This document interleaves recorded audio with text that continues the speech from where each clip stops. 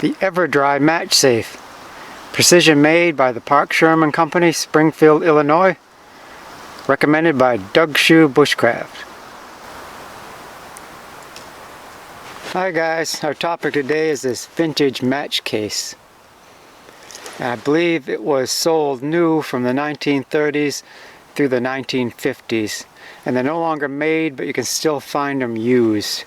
So I'll start with review and testing, and after that I'll get into the history of the manufacturer, which is the Sherman Company.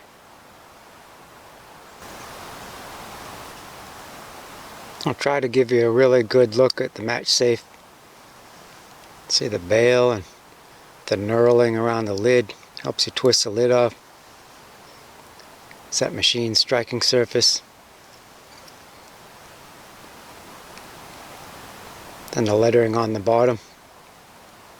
Everdry, Sherman Co., Springfield, ILL.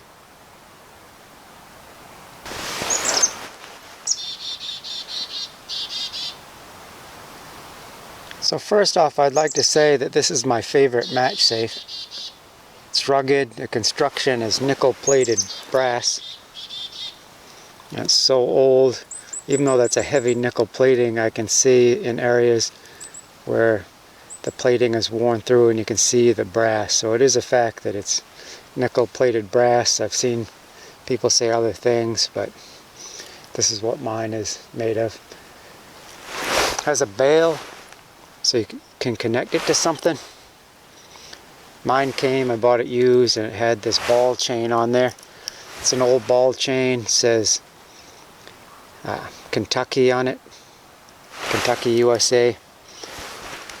It doesn't say a brand on the ball chain. I don't know if it's original, I'm guessing not, just an old-timey way to secure a match safe to something. So maybe somebody's grandpa had the ball chain, so I'm just keeping it like that. And I like this because it's old-timey. I like the appearance of it. I just like it, but it's also practical in my opinion. Well, a piece of survival gear, I want to put it in a pocket, like a pocket I can snap or button down, but also I want to be able to snap or tie or secure it to myself somehow. And today it's a lot of little carabiner looking things. The ball chain is more vintage.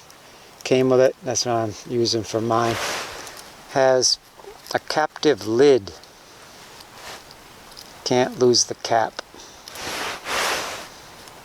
Kind of interesting, huh, the way that works. And there's a rubber seal in there. I believe mine's original. It's because of the captive lid, it's hard to see it. It'd be hard to replace it. But I believe that's original, and it doesn't leak. We'll test it in a minute, but never leaked on me. And you can fit up to 24 matches in there. At least I can. With Diamond brand kitchen matches, strike anywhere matches. If you want to fit the maximum number, you have some right side up, some upside down, because the head is thicker than the matchstick. See what I'm saying? So you can conserve space by having some upside down. But I just like to have that many in there. I'm not going to be on an expedition today where I'm gone so long I need more matches than that. Just what I usually do. There are a bunch of chickadees who want to make friends with me. But no time for that now. They probably want me to feed them. I'm going to go down to the creek and throw this in.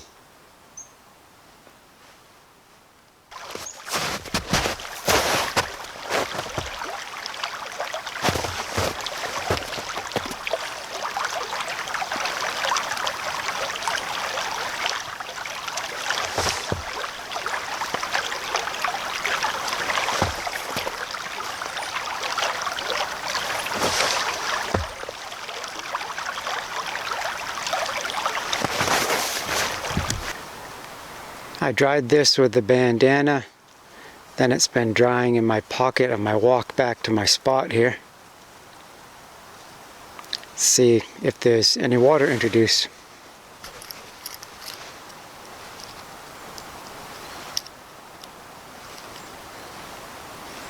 I'm not seeing any water. Not that I expected any.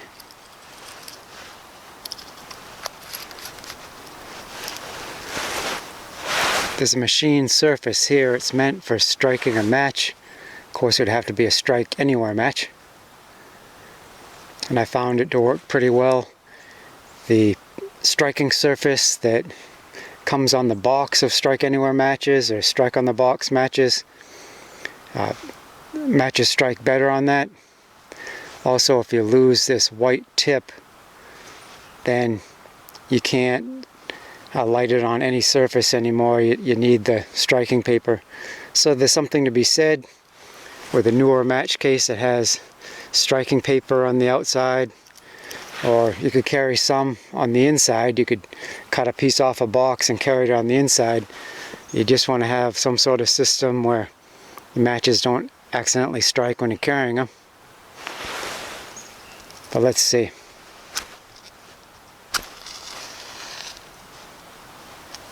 And there we are. Okay, so let's get into the history of this match case and the manufacturer. This article is from Sangamon County History.org. I'll put that link in the description. The Park Sherman Company operated in Springfield from the early 1930s, when founder Jacob Sherman bought a plant formerly operated by the Springfield-based Shanklin Manufacturing Company until 1960. Shanklin Manufacturing, founded by George Shanklin, marketed an innovative carbide miner's lamp, the Guy's Dropper. Beginning in 1913, the firm succumbed to the Great Depression in 1930. After replacing Shanklin, Park Sherman continued to make the lamps and other items for the mining industry, including the popular Storm King line of lamps. However, Park Sherman became better known for producing cigarette lighters, desk accessories, and a variety of office and novelty items. According to a 2004 presentation to the Sangamon County Historical Society, one of the local newspapers once estimated that most Springfield residents had Park Sherman items in their homes without realizing it. The company's products are sold throughout the 1930s, 1940s, and 1950s. Advertisements often use the catchphrase, "Precision made by Park Sherman, Springfield, Illinois." In 1960, Park Sherman was sold to the New Jersey firm of Ketchum and McDougall. Because of the wage costs and labor problems, the Park Sherman division moved from Springfield to Murfreesboro, Tennessee. Only 7 of the 300 workers moved with the company. Jacob Sherman died that following year. A wide range of Park Sherman memorabilia is available on eBay and similar sites. And I'd agree with that last statement there. They're still available on eBay, Mercari, sometimes on OfferUp. You might see one at a flea market or something. In my opinion, it's a good piece of gear.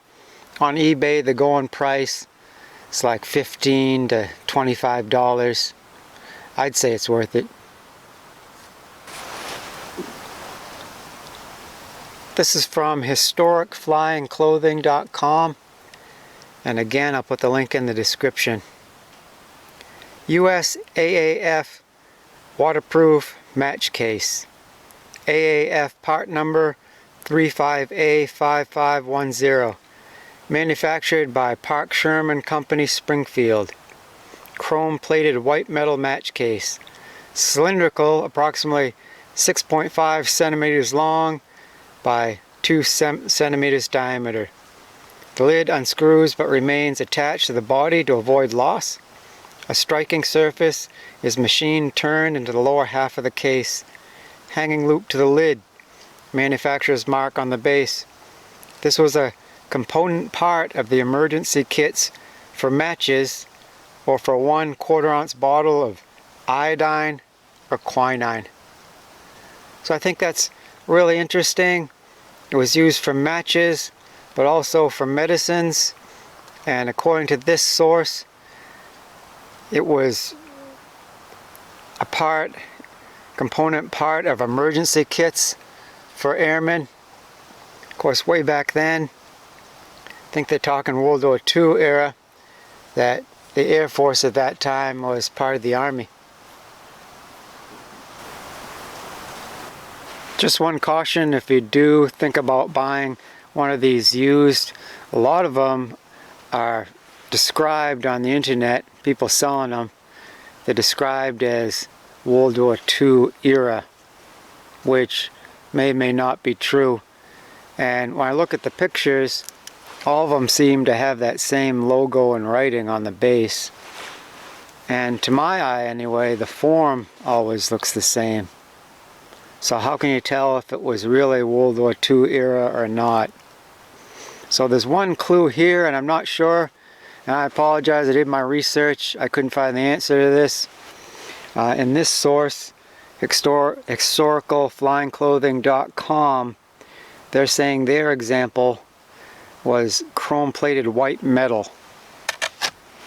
And if that's true in their case, then that might be how you could identify a World War II era match case. Because I'm sure that this is brass with a nickel plate, because I can see the brass, or it's wearing through, it's not magnetic. So if during the war, I mean, they wanted to make bullets out of brass, right? And brass was highly prized and getting harder to find, I think. So it seems very possible to me that they might change the materials during World War II. Of course, there were quite a few of these around before the war, or the beginning, for maybe brass was getting scarce, so you could have had brass ones as well in the war, I would assume. But if there's someone watching the video, you know more than me. I'm trying not to be the knowologist, right? Admit what I do know and what I don't. And thank you guys for leaving comments on the channel. Over the years, there's been a lot of really nice and quality comments. I mean, just if you leave a comment to say hi or thank you or whatever, I mean, I really appreciate those. But what I'm talking about now is a lot of the really valuable information. So if you do know, please leave a comment. Link in the description. This is from Paratrooper.fr. Holder, match, waterproof, Park Sherman Company, US AAF, genuine World War II, US AAF, chromed brass waterproof match case, manufactured by the Park Sherman Company, and featuring an attached clip. Component part of the M-592 kit, US AAF C-1 vest, and all naval life rafts. So that's interesting, this particular piece of gear. It's in those survival vests and all naval life rafts, according to this source.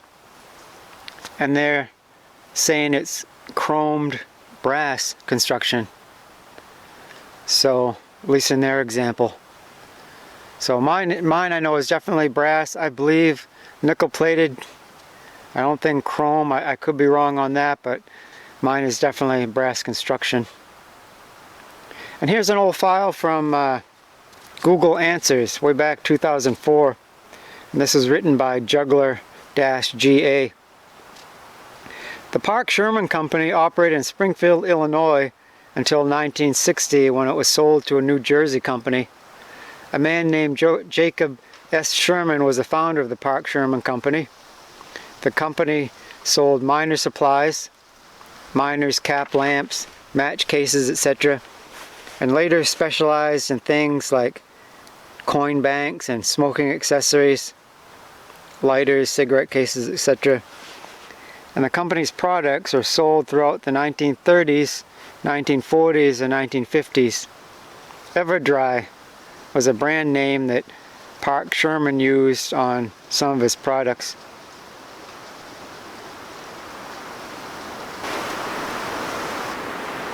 There's quite a bit of wind. I'm a little bit sheltered here. next to the creek and the spruce trees. See if I can demonstrate this one more time.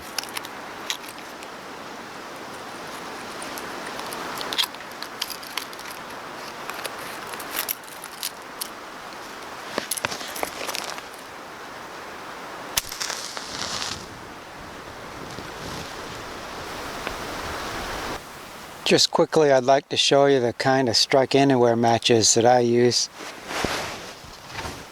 Diamond strike anywhere matches. Then over here it says green light, whatever that means. So in my area, I can find those at Hannaford Supermarket and Ace Hardware. And if you're thinking you might want some, the time is now, I'd say, because in my opinion anyway, the strike anywhere matches aren't what they used to be. Used to strike a lot easier. So there's a movement to make them more safe apparently. So there's lawyer language on the box here saying don't drop, don't do this, don't do that. I almost expected to say don't look at it too hard, don't stare at it or it'll burst into flame. And maybe there's a safety issue. I'd hate for a whole box of matches to light at my house in the cupboard, right? So maybe there's some validity to that, but just saying, I've had these all my life basically. Now I'm old and never had them go off accidentally, like dropping it or something, or go off in the container. So maybe the time is now. In some areas you can't get them. I think whole countries, forget which ones now, people have left comments on the channel, on the videos saying I can't get them in my country, can't get them here. So these at Hannaford Supermarket I think are $4 and change for 3 of these boxes, 300 per box. So that's going to last me a long time, I think. Just I personally would get them now if you don't have any. So there you have it. The Everdry match case by Sherman. Originally it seems used by miners. Coal miners I think. And then used by the US military. Officially issued, and also I would believe that many of the soldiers brought these from home or purchased them themselves. So it's got a long history. Worked then, works for me. I've carried it hiking, camping, in torrential rains and snowstorms. It's featured in at least one of my videos. I'll put that link in the description, where I was hiking and I stepped into this natural hole, almost like a booby trap, but I don't think any person made it. It was just a naturally occurring hole with a small diameter but kind of deep, and it's covered with leaves, and I stepped in it not knowing it was there and almost broke my leg, and I was wondering if I was going to be able to hike back, and I did, but I just quickly hung up a poncho because I didn't want to hike all that far, put in a lot of effort and do a lot of walking making a shelter, so I just hung up a poncho. But I had this little thing. It's able to start a fire, get a fire going. So again, the link is in the description. You can watch that if you want to see this actually use as survival gear.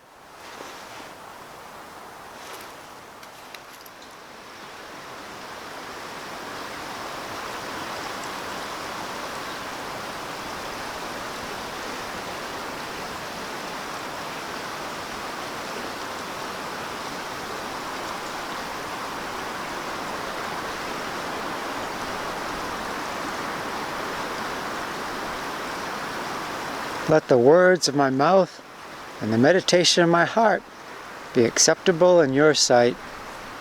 Psalm 19:14.